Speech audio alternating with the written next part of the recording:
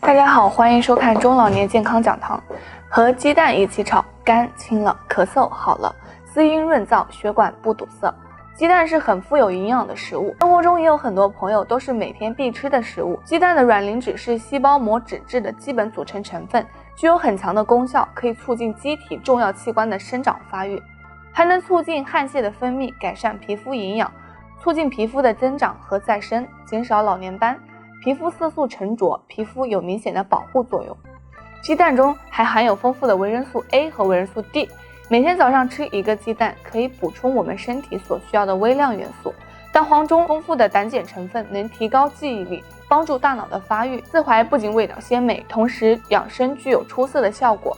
槐花中各丰富的维生素和矿物质具有凉血止血的作用，排泄和心泻火、凉血止血的作用，是地方芦丁成分效果，改善人体的血管功能，预防高血压等症状。